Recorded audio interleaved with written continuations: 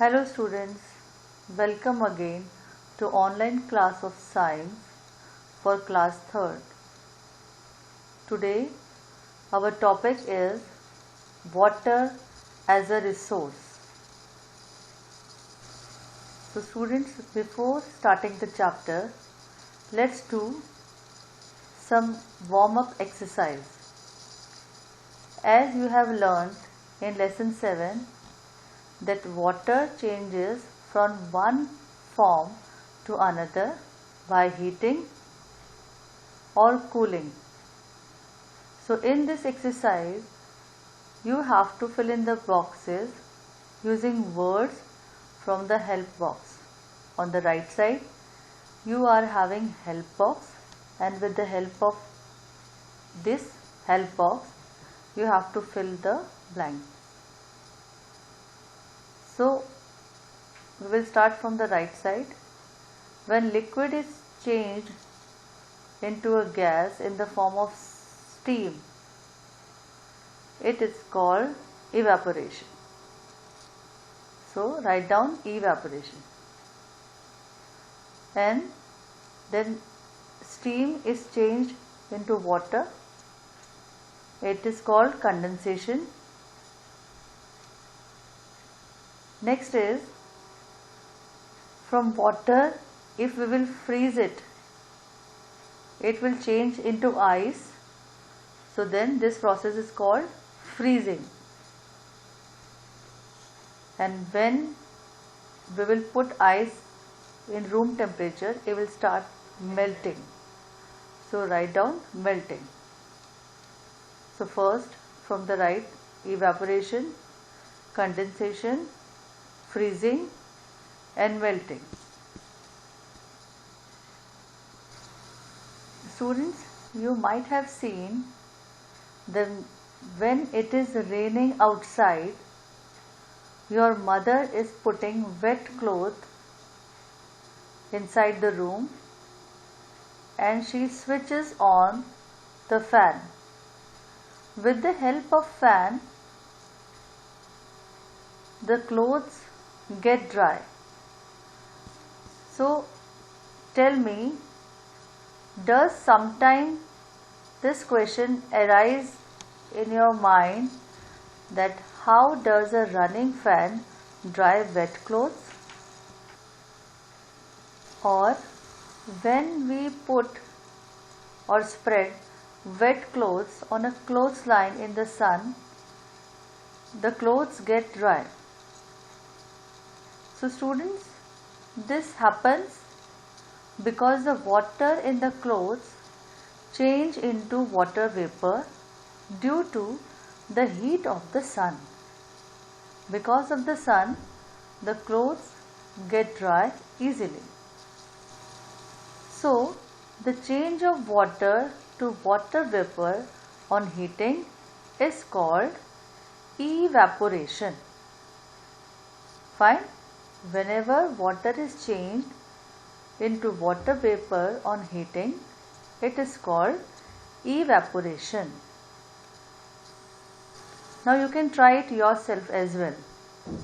What you have to do is take 2 towels of the same size. Spread one on the clothesline in the sun. Keep the other towel in a bucket in the sun. One thing is very important, that these 2 towels must be wet. Now what you have to observe is which towel dries faster and why. See that the towel which is kept in the sun will dry faster. Now, how did it happen? Why the towel which is kept in the sun dries faster? It happens because water in the towel changed into vapor on heating. Understood? So, let's see what factors which will affect evaporation. They are heat, exposed surface and wind. These are the three factors which will affect the rate of evaporation. So the first is how heat affect the rate of evaporation. As we discussed in last slide, that clothes get sunlight for whole day. If we are putting clothes in the sunlight for whole day, due to heat from the sun, rate of evaporation increases. As due to the heat of the sun, the air around will have increased temperature, and that's why clothes will dry quickly. Wind is also an important factor which will affect evaporation. As the wind blows, it sweeps away airborne particles that are in the air. So this process will create room for extra water vapor, and evaporation will continue to occur while the wind is blowing. So wind is the factor which will affect the rate of evaporation. Exposed surface area of a particular object also affect the rate of evaporation. We can see the example that in the picture we are having a red bowl which is having liquid inside it, hot liquid. Here the liquid is inside, so its exposed surface area is limited. So the rate of evaporation is slow. But on the right side, in the blue bowl, the liquid is spilled on the table. So the exposed surface of liquid increases. As a result, the rate of evaporation also increases. If the surface area is increased, students, then the amount of liquid that is exposed to air is larger. More molecules can escape with a wider surface area. That's why the rate of evaporation will increase, and the liquid on the right side will have increased rate of evaporation.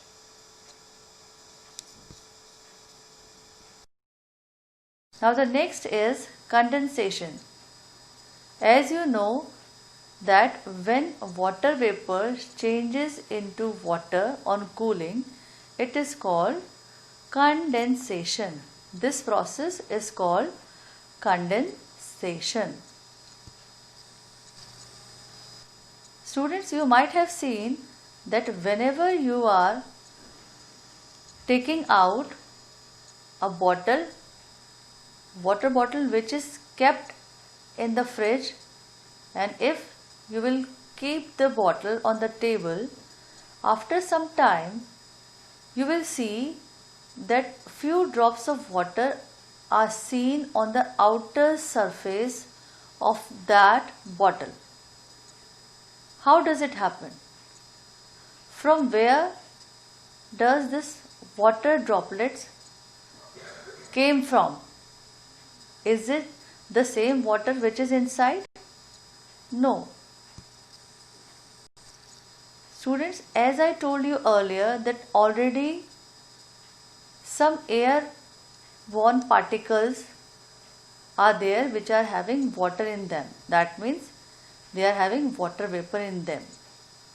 So the water vapor in air comes in contact with the wall of bottle, means when the water vapor in air will strike the wall of bottle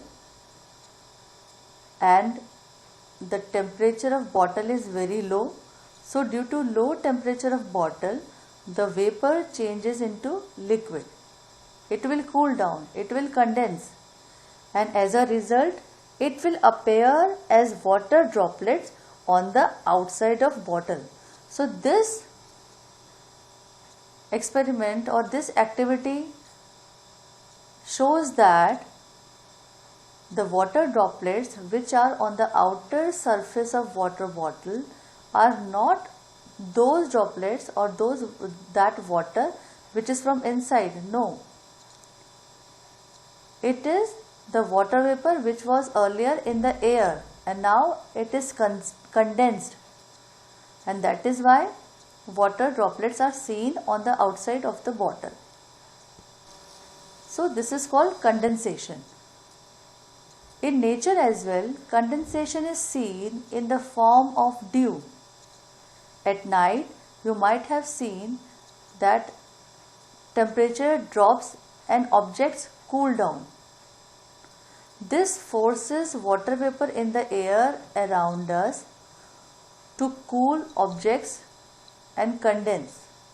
As a result, in the morning, you can see tiny drops of water on leaves. So, these tiny drops of water are called dew. And you can see condensation in the form of fog as well.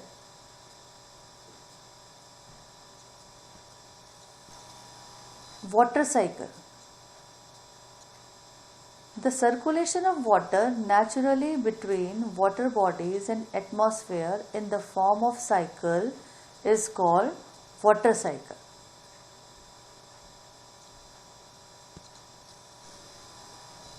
So the water cycle's first stage is evaporation. The water in the lakes, rivers and seas, all water bodies. Okay. So that water is heated by the sun during the whole day, and then after heating, this water is changed into water vapor and goes up. Now after evaporation, water vapor mixes with the air and rises up in the sky. Now the air is cool, so water vapor changes into drops of water. So this is called condensation. Fine. After changing into drops of water, these drops of water join together and form clouds. And when these clouds become heavy, they fall down as rain or snow. So students, snow and rain when fall down, it is called precipitation. It is called precipitation.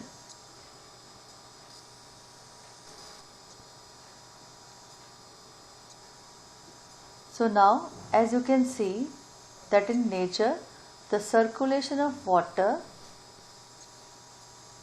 between the atmosphere and water bodies is called water cycle. First evaporation takes place, then condensation, then precipitation, and like this the whole water cycle goes on and on.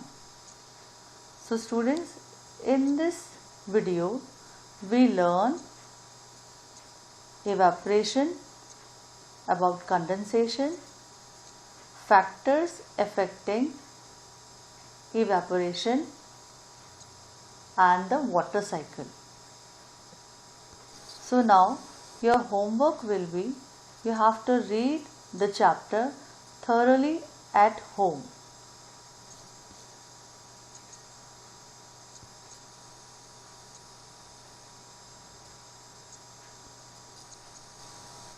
That's all for now. Thank you.